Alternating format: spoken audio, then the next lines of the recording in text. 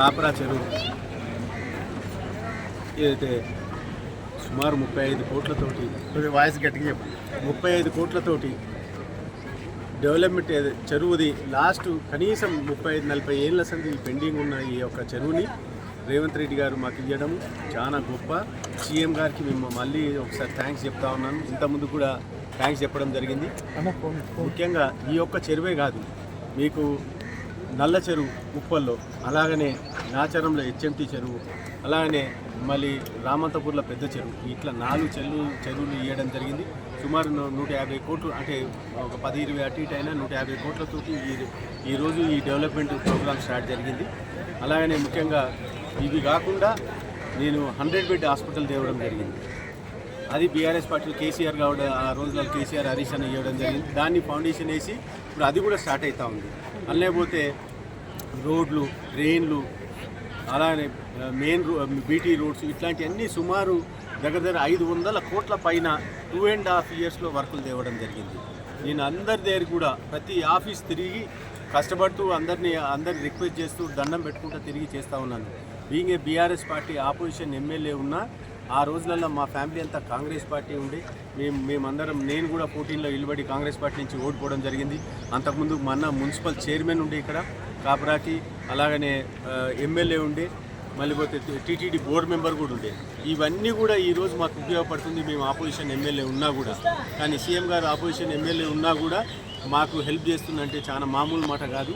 అలాగనే మంత్రులు శ్రీధర్ బాబు గారు, ఇప్పుడు మీకు హైడ్రా కమిషనర్ రంగనాథం గారు, వాళ్ళు కూడా అందరు కూడా సపోర్ట్ చేసి మంచి పని చేస్తున్నానంటే అందరు కూడా సపోర్ట్ చేస్తూ ఉన్నారు. కాబట్టి దయచేసి మీ అందరికి కూడా నా రిక్వెస్ట్ ఏంటంటే, ఇతర పార్టీల అందరికీ కూడా మీరు కూడా నేను ఎట్లయితే కష్టపడుతున్నానో, ప్రతి ఆఫీస్ తిరుగుతున్నానో, ఆఫీసులల్లో నేను డైలీ పోయి ఆఫీస్లో కూర్చుంటే అరే నీకు కూడా జీతం ఇవ్వాలంటున్నారు, ఆ స్థాయికి నేను తిరుగుతూ ఉన్నా. కాబట్టి దయచేసి ఏ పార్టీలోనూ ఉండదు, ఎలక్షన్లప్పుడు మనం పార్టీలో ఇచ్చేద్దాము, అప్పటిదాకా మనం డెవలప్మెంట్ చూద్దాం. దయచేసి మీరు అందరూ కూడా డెవలప్మెంట్ విషయంలో మీరు కూడా ఫండ్స్ తేండి. మీకున్న ఇన్ఫ్లుయెన్స్ తోటి మీరు కూడా కాలు చేతులు మొక్కి, నేను ఎట్లయితే తెస్తున్నో మీరు కూడా అట్లే కాలు చేతులు మొక్కి వర్కులు తేవాలని చెప్పి కోరుకుంటున్నాను. వచ్చే నిధులు అన్న 35 కోట్లు హైడ్రా నుంచే వస్తున్నాయా, లేదంటే మున్సిపల్ కార్పొరేషన్ నుంచి? లేదు, హైడ్రా నుంచే ఇస్తున్నారు. హైడ్రా కమిషనర్ రంగనాథ్ సార్ తననే ఇచ్చేస్తున్నాడు. ఇవన్నీ కూడా ఈ 4 చెరువులు కూడా అన్నీ చేస్తున్నాడు. ఇంకా 2 చెరువులు ఇక్కడ బాకీ ఉన్నాయి మాకు. ఒకటి రామంతపూర్, ఒకటి చిన్న చెరువు, పటేల్ కుంట చెరువు అని నాచారంలో ఉంది. ఆ 2 కూడా నేను రిక్వెస్ట్ చేస్తా ఉన్నాను, అవి కూడా క్లియర్ చేస్తా అని చెప్పడం జరిగింది. కాపరా చెరువు ఎన్ని రోజుల్లో పూర్తి అవుతుంది? నేను సుమారు 1 ఇయర్ లోపల కంప్లీట్ అయిపోయింది. ఎందుకంటే ఆయన చాలా స్పీడ్గా ఉన్నాడు, తొందరగా కంప్లీట్ చేద్దామని దాంట్లో ఉన్నారు వాళ్ళందరూ కూడా. అంటే గవర్నమెంట్ కూడా తొందరగా లేక్స్ అన్నీ కూడా టేకప్ చేసి చేద్దామని దాంట్లో ఉన్నాయి. ఆ లేక్స్లోనే ఈరోజు ఈ 4 చెరువులు రావడం జరిగింది. అది అందరు కూడా గమనించాలి. ఏంటి అంటే ఎక్కడ కూడా ఇన్ని 4 చెరువులు ఇచ్చిన కాన్స్టిట్యున్సీ లేదు మన సిటీ చుట్టుపక్కల అంతటా కూడా. ఈ ఒక్క కాన్స్టిట్యున్సీకే 4 చెరువులు ఇవ్వడం జరిగింది. అంటే ఈ 4 చెరువులకు సంబంధించి అంటే రాజకీయాలకు అతీతంగా ముందుకు అవుతున్నాం అనుకుంటున్నాం. అంటే కలుపుకోలేదా, ఎందుకు చెప్పుకోలేదా? మేమందరం కూడా కలుపుకొని, నేనంటే వాళ్ళు ఎవరు నాతో రారు, మేము ఎవరిని రిక్వెస్ట్ చేసినా కూడా నా వెంబడి రారు ఎవరు కూడా. ఎందుకంటే నేను సింపుల్గా ఉంటాను, నేను పోయి దండం పెడతాను, వీళ్ళు ఎవరు దండం పెట్టరు. వీళ్ళు 4 కార్లు లేని బయటికి రారు. నాకు వచ్చిన ప్రాబ్లం అది. మాకు మేము అందరూ వాళ్ళు అంటున్నాను, నేను ఒక్కనే తిరుగుతాను, మీరు అందరు చూస్తున్నారు. నేను కొద్దిమంది నాకు మా దగ్గర కూడా అందరు లీడర్లు అడుగుతూ ఉంటారు, అరే గన్మెన్లు ఎందుకు పెట్టుకోరా నువ్వు అని చెప్పి. అంటే అవసరమేముంది, అందరి సపోర్ట్ ఉన్నాక గన్మెన్లు అవసరం లేదు, ఏం అవసరం లేదని దాంట్లో కూడా అందరికి చెప్తా ఉన్నాను నేను. ఇంకా కొన్ని ఛానల్ అయితే ఏం చెప్తున్నా అంటే, అడ్డ మీద కూలీలు ఎట్లుంటారో నేను అట్లున్నా. ఎవరు పిలిస్తే వాళ్ళ మోటార్ సైకిల్ ఉంటే మోటార్ సైకిల్, కారు ఉంటే కారు, వాళ్ళ ఆటోలు వస్తే వాళ్ళ ఆటోల్లో కూడా పోతాయి. ఎందుకంటే వాళ్ళ కష్టం ఉంది కాబట్టి వాళ్ళ దగ్గరికి పోతాను నేను. అట్లా ఏది ఉన్నా కూడా అందరికి అందుబాటులో ఉంటున్నాను. అందరు కూడా ఈ 2.5 ఇయర్స్లో నేనైతే ప్రామిసులు చేసినో మ్యాక్సిమం తీసుకొచ్చినాను ఈ 2.5 ఇయర్స్లో. ఇంకా ఏదైనా బ్యాలెన్స్ ఉంటే ఈ 3-4 నెలలు అది కూడా క్లియర్ చేస్తానని చెప్పి కోరుకుంటున్నాను. అదే రకంగా నేను సీఎం గారిని రిక్వెస్ట్ చేస్తాను, నేను అందరినీ పోయి రిక్వెస్ట్ చేస్తాను. వీళ్ళందరూ కూడా ఎవరు రిక్వెస్ట్ చేయరు, వాళ్ళే మన దగ్గరికి వచ్చి పని చేయమంటే ఎవరు చేస్తారు, ఎందుకు చేస్తారు చెప్పండి? మనం పోతేనే కదా, ఆఫీసులో తిరిగితే కదా మనం పోయి దండం పెడితే చేస్తారు. ఇప్పుడు మన కాకలైతే అమ్మ అడిగిందా కూడా అన్నం పెట్టది.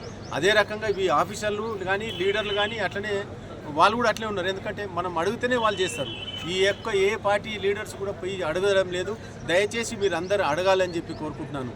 అదే అడగకుండా మీరు ఇండ్ల కాడ ఏదైనా ఉసుక పడితే అదే అడుగుతారు, ఏదైనా కంకర పడితే పోయి ఇండ్ల కాడ పైసలు వసూలు చేయడం, ఇండస్ట్రీలలో పైసలు వసూలు చేయడము.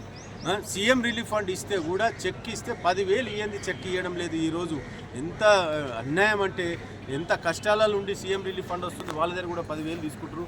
దయచేసి ఇట్లాంటి పార్టీల మీరు అందరూ పార్టీలకు ఖరాబ్ చేయకండి, వాళ్ళ పేర్లు, వాళ్ళ లీడర్ల పేర్లు కూడా ఖరాబ్ చేయకండి.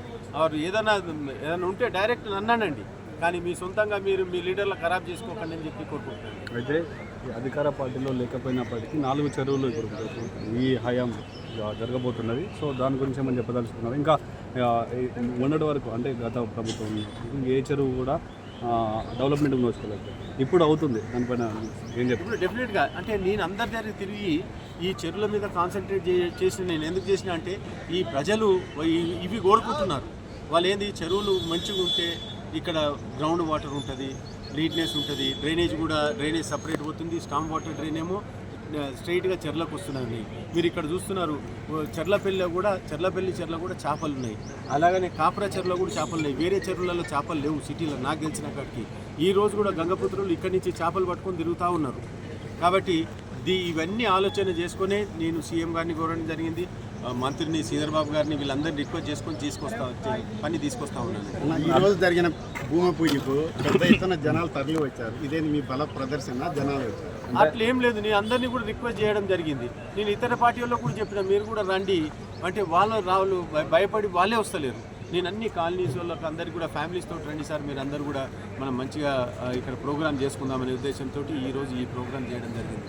నిజంగా కూడా మేము కూడా ఎక్స్పెక్ట్ చేయలేదు ఇంతమంది వస్తారని. 8,000 మంది వస్తారు, వీళ్ళందరూ ఇంత బాగా పార్టిసిపేట్ చేసి అందరూ బ్రేక్ఫాస్ట్ తినిపోతారని కూడా నేను కూడా ఎక్స్పెక్ట్ చేయలేదు. అందరూ కూడా సుమారు 2,000 పైన మందికి మేము బ్రేక్ఫాస్ట్ పెట్టడం జరిగింది. ఆ బ్రేక్ఫాస్ట్ కూడా అందరూ కూడా తిని మంచిగా హ్యాపీగా మీరు అందరు చూసారు, మీరు అందరు రిపోర్టర్లు కూడా ఇక్కడనే ప్రోగ్రామ్ అంతా అయిపోయేదాకా ఉండిపోయిండ్రు. లేకపోతే వాళ్ళకి ఇంట్రెస్ట్ లేకపోతే ఈడిదాకా ఇబ్బందులు ఎదుర్కొన్నారా? అడ్డంకులు ఏమైనా ఎదురైనా? నాకేం ఇబ్బంది లేదండి. అందరూ నేను పోయి అడిగితే రమ్మంటాడు, కూర్చోమంటాడు. సార్ నాకు ఈ ప్రాబ్లం ఉందంటే, రెడ్డి గారు మీరు వచ్చినంత ఎమ్మెల్యేస్లలో ఎవరు రానంటాడు ఆయన కూడా. అట్లే పోతే అశోక్ రెడ్డి సాబ్ ఉన్నాడు, మా వాటర్ వర్క్స్ ఎండి, ఆ సార్ దగ్గర కూడా పోతాము. అలాగనే ఇప్పుడు వినయ్ కృష్ణారెడ్డి సార్ ఉన్నాడు, ఆయన దగ్గర కూడా మా జడ్జి మేడం ఉంది,